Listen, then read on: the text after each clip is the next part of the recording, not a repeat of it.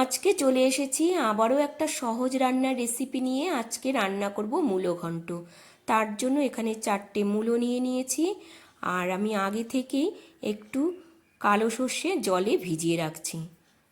মূলোর খোসা ছাড়িয়ে একদম ঝিরিঝিরি করে কেটে নিয়েছি। এবার ধুয়ে নেব, ধুয়ে সেদ্ধ করে নিতে হবে। ফ্রাই প্যানে জল বসিয়ে দিয়েছি, জলটা ভালো করে গরম করে নিয়ে তারপর মূলোগুলো দিয়ে ঢাকা দিয়ে দেব। 10 মিনিট এইভাবে সেদ্ধ করে নিলাম। দেখো সেদ্ধ হয়ে গেছে, এবার নামিয়ে নিতে হবে। একটা প্লেটের মধ্যে নামিয়ে ঠান্ডা করে নিয়েছি।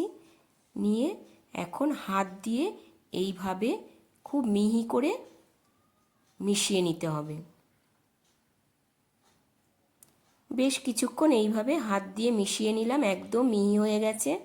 দেখো এবার আরেকটু মূলোতে জল উঠেছে, জলটা ঝরিয়ে নেব। এদিকে আমি কড়াইতে দিয়ে দিচ্ছি সর্ষের তেল। তেল গরম করে নিয়ে 2টো শুকনো লঙ্কা আর দিয়ে দিলাম কালো সর্ষে ফোড়ন। হালকা ফোড়ন ভেজে নিয়ে তারপর মূলোটা দিয়ে দিতে হবে। দিয়ে পরিমাণ মতো দিয়ে দেব নুন আর হলুদ।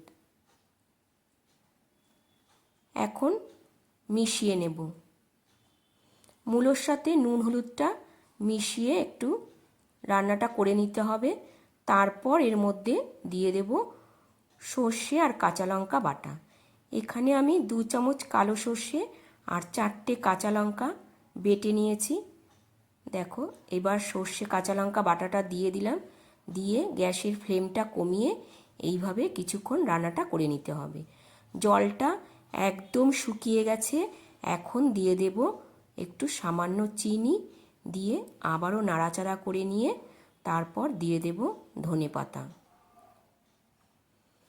তাহলে আজকের রান্না একদম রেডি। দেখো এবার ধনেপাতা দিয়ে একটা প্লেটের মধ্যে নামিয়ে নিলাম। কেমন লাগলো বন্ধুরা আজকের এই নতুন রেসিপিটা? অবশ্যই কিন্তু জানিও। আর ভালো লাগলে প্রতিদিনের মতো একটা লাইক কমেন্ট করে দিও। আবারও তোমাদের সাথে দেখা হবে অন্য একটা রান্নার ভিডিওতে। ততক্ষণ